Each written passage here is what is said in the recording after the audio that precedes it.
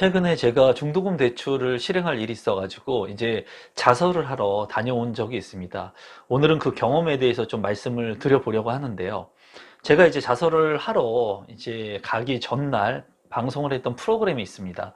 TV에서 이제 방송한 프로그램인데, 그 방송 프로그램은 이제 불법 거래 행위에 대한 부분에 대해서 얘기를 했었고, 그리고 부동산 투자, 투기 너무나 지금 성행하고 있다.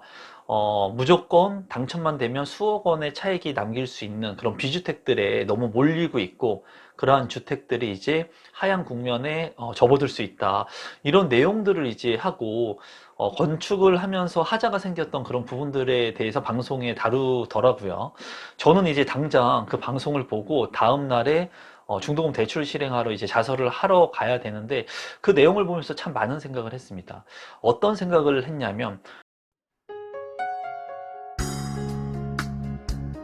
임성배 TV 보는 거 된다큰 그런 방송을 보면서 일정한 특정의 부동산 투자 물건, 투기 물건이 될 수도 있죠. 이런 물건들을 보면서 편향적인 생각을 가질 수 있다라는 거예요. 왜? 방송에서 비추어지는 내용이 안 좋은 내용들, 나쁜 내용들을 만약에 비추어지게 된다면 그 내용이 전부라고 믿을 수 있고요. 그리고 좋은 내용들을 만약에 보여주게 된다면 그게 다라고 이제 생각할 수도 있다고 생각을 했거든요.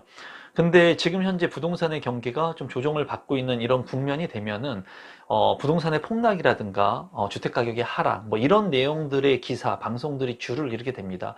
저 역시도 이제 당장 내일 중도금 대출 자설을 하러 가야 되는 그런 시점에 그런 방송을 보니까는 저 역시 내일 내가 자설을 하는 게 맞는가 하는 생각도 들더라는 거예요.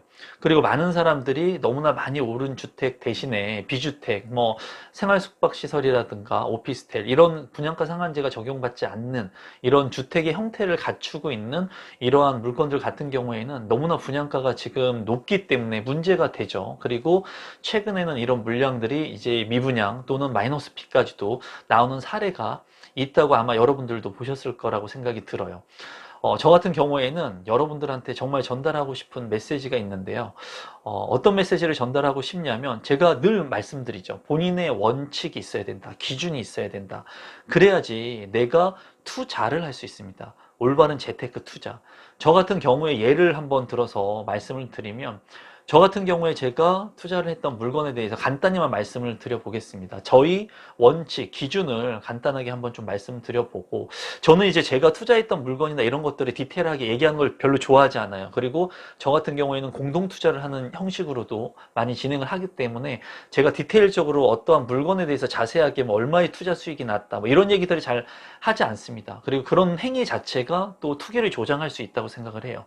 모든 것은 본인 스스로가 선택을 하고 결정을 해야 되는 것이 맞고, 누군가가 찍어주기를 원하는 사람들이 많거든요. 그런 사람들은 한 번은 내가 찍어줘가지고 다른 사람들이 찍어주는 물건을 통해 가지고 수익을 올릴 수 있지만은, 그 욕심으로 인해서 얻은 만큼 나머지 반대급부의 무언가를 반드시 받게 되어 있습니다. 그래서 여러분들께서 올바른 투자를 하기 위해서 본인만의 기준, 원칙들을 세워 나가셔야 되는데, 그 중에서 이제 가장 중요한 것이, 주택 같은 경우는 제외하고 제가 중도금을 실행했던 물건은 이제 오피스텔이었습니다. 오피스텔 같은 경우에 지금 현재 마이너스 프리미엄에 대한 얘기가 나옵니다. 마이너스 프리미엄에 대해서 나오는 그 기사들을 잘 보거나, 그리고 그런 물건들을 잘 보면은 이제 원룸이나 투룸 형태의 물건들일 거예요, 대부분이. 그렇기 때문에 지금 현재는 원룸이나 투룸 형태가 아닌 쓰리룸, 방 3개의 화장실 2개의 형태, 주거 시설을 할 수 있는 그런 형태의 물건들을 사람들이 원하기 때문에, 그런 물건들은 희소 가치가 어느 정도 있습니다. 그리고 주거지, 아파트를 대체할 수가 있어가지고 많은 사람들이 그런 상품들을 원하죠. 그런데 원룸이나 투룸 같은 경우에는 실제로 마이너스 프리미엄이 생기는 지역들이 많고, 그런 지역들은 과다 공급이 일어나는 지역들에서 생기는 경향이 있습니다. 그래서 지금 제가 이제 작년 같은 경우에 여러분들한테 제가 3룸 형태를 갖추고 있는 아파트에 대한 부분들을 좀 괜찮다라고 말씀을 드렸어요. 물론 저 역시도 여러분들과 똑같이 그런 물건들에 관심을 갖고 투자를 하고 계속 해가지고 제가 할 수 있는 부분들에 노력을 하고 있었습니다. 그리고 제가 보는 관점은 그겁니다. 아파트 같은 경우에는 꼭 역세권이 아니어도 됩니다. 그 이유는 아파트 같은 경우에는 초등학교가 있다면은 역세권이 아닌 좀 역에서 떨어진 학군을 포함하고 있는 초포마의 아파트라고 하면은 수요층이 있기 때문에 가격 하락을 방어할 수가 있어요. 하지만 오피스텔 같은 경우에는 오피스텔 자체가 수익성 상품이죠. 그렇기 때문에 철저하게 역세권 위주로 들어가야 됩니다. 역세권 위주로. 그래서 제가 생각한 것은 역세권 위주로 들어가면서 제가 지금 현재 가장 미래의 가격이 오를 수 있는 지역이 어디냐, 그런 곳들이 어디냐, 그 곳들은 여러분들이 다 알고 있는 곳이에요.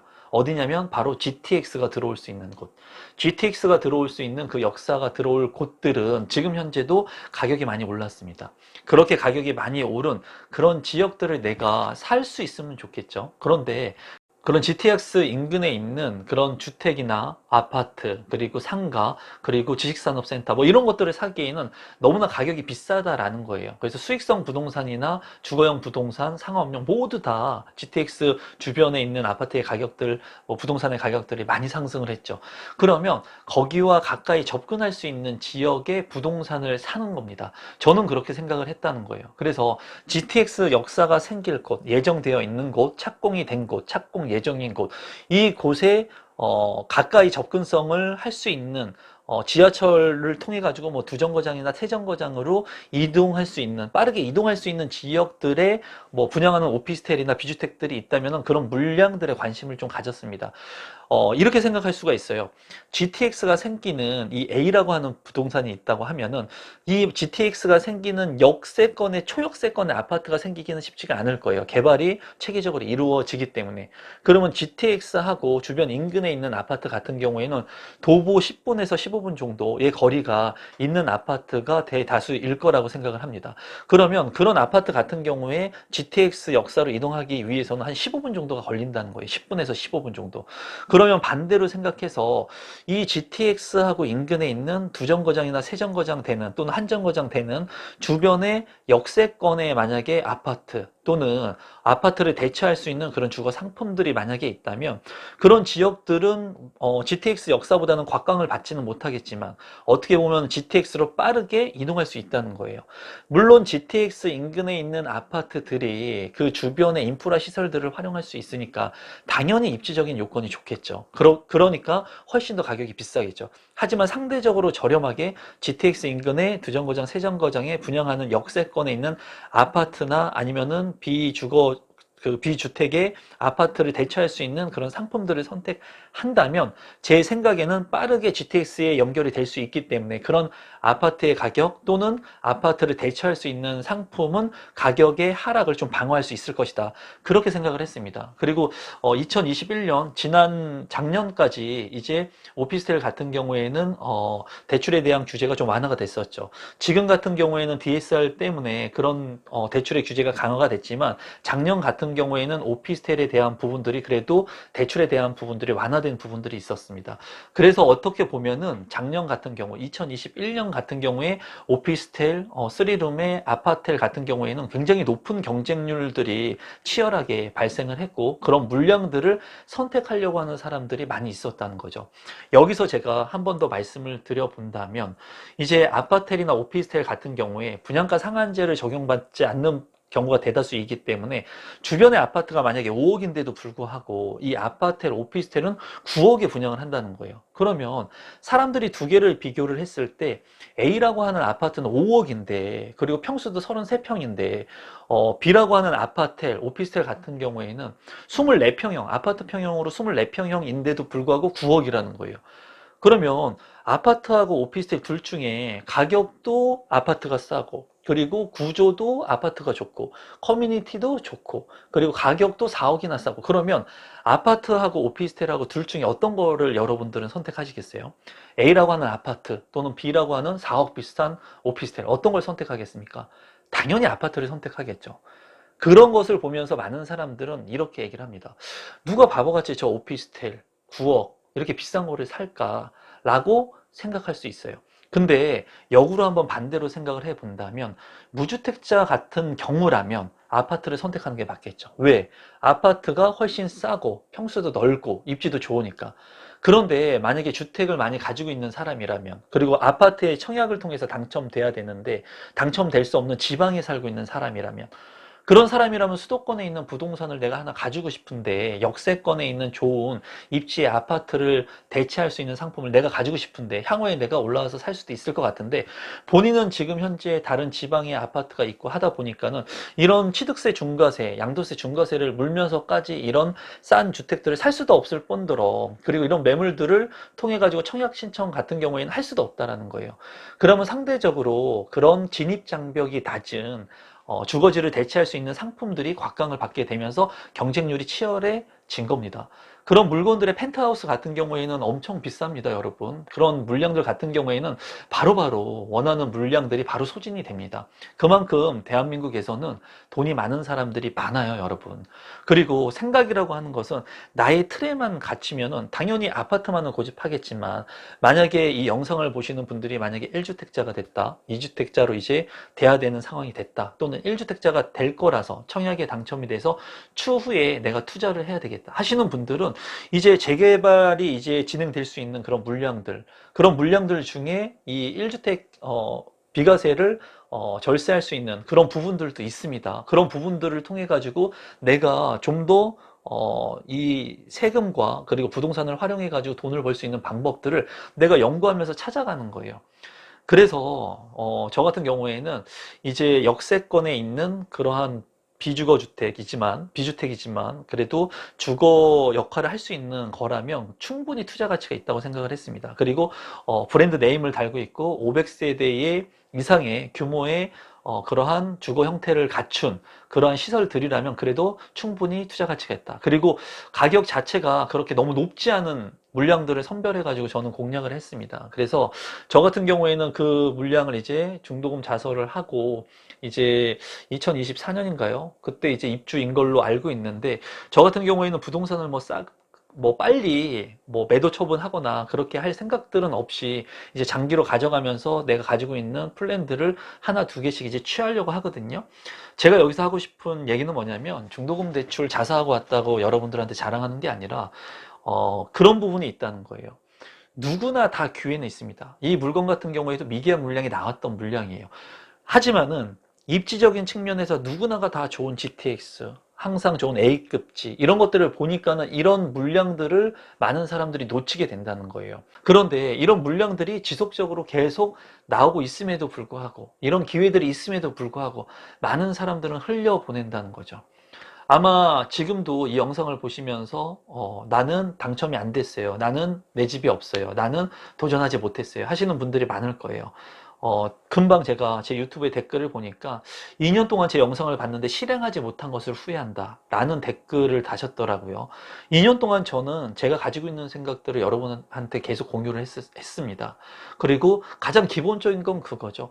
이런 투자의 기본을 가지고 있고 내가 투자를 하려고 하는 생각과 목표를 가지고 있다 하더라도 중요한 건 종잣돈이 없으면 안 된다는 거죠. 그래서 이 부분에 대해서는 제가 참 많이 얘기를 했죠. 이런 절제, 소비 습관에 대한 부분들은. 그런데 이런 것들이 되신 분들이 이런 돈을 좋은 곳으로 돈이 되게끔 흘러가게끔 해야 되는데 그렇게 하지 못하는 경향들이 많고, 본인 스스로가 결정을 하지 못하고 누군가를 자꾸 의지한다는 거죠. 누군가를 자꾸 의지한다는 거예요. 이렇게 보는 임성배 TV를 보면서 임성배 TV에서 뭔가 찍어주지 않을까, 지역들을. 그런 것보다 여러분들이 살고 있는 지역들을 하나 두 개씩 보면서 가격이 어떻게 변동하는지 흐름을 보고, 여기에서 역세권에 있는 아파트와 역세권이 아닌 아파트, 그리고 학군이 우수한 아파트, 그리고 비주택이지만 주거지를 대체할 수 있는 아파트를 대체할 수 있는 그런 상품들의 가격들이 어떻게 변동하는지를 좀 보시고, 지금 현재 이제 주택 가격이 조정을 받으면서 싸게 나오는 물량들이 있으면은 하락폭이 얼마나 되는지도 여러분들 스스로 체크하시는 거예요. 제가 체크해 드리는 게 아니에요. 저는 제 인생을 열심히 살아갈 뿐이고, 저희 올바른 재테크 투자를 하면서 한 발 한 발씩 나갈 뿐이고, 여러분들은 여러분들의 관념 그리고 기본적인 재테크 마인드를 정립하면서 여러분들의 투자를 행해 가시는 거예요. 제가 자설을 하러 가서 보니까는 젊으신 분들이 상당히 많았습니다. 이제 제가 44살인데 제가 젊었을 때 정말 이제 많이 경매장도 많이 다녔고, 그리고 아파트 분양이나 이런 거 그때 당시 제가 청약 신청할 때는 종이에 써가지고 청약 신청했었거든요. 그때만 하더라도 저같이 젊은 사람이 없었어요. 그때 뭐 20대 때 제가 막 다녔을 때 없었는데, 오늘 자수하러 가서 보니까는 젊은 사람들이 굉장히 많이 늘었다는 것을 알 수가 있었고, 신혼부부 같은 분들도 상당히 많았습니다. 그런 분들이 본인도 아마 많이 울 거예요. 두렵지만은 본인의 그런 올바른 기준을 가지고 투자에 한 발을 내딛었을 거라고 생각을 합니다. 여러분들께서도 지금 현재 부동산의 가격이 조정을 받고 하염없이 누군가는 떨어지길 기다릴 거예요. 하지만 제가 늘 말씀드리지만 영원한 폭락, 영원한 상승은 없습니다. 하락장속에서도 계속 투자를 하면서 수익을 내고 올바른 재테크를 하시는 분들이 있고요. 그리고 상승 중에도 똑같이 계속 하던 대로 자기가 했던 투자의 영역들을 넓혀 가시는 분들이 있어요. 저는 많은 분들한테, 우리 구독자분들한테 그런 말씀을 좀 드리고 싶어요. 투자를 많이 해가지고 지금 유튜브를 보면 100억이다, 300억이다, 500억이다 이런 자산가들이 많이 나옵니다. 그런 분들을 보면서 내가 그런 자산가가 되겠다라고 욕심을 너무 많이, 목표를 너무 높게 잡진 않으셨으면 좋겠어요.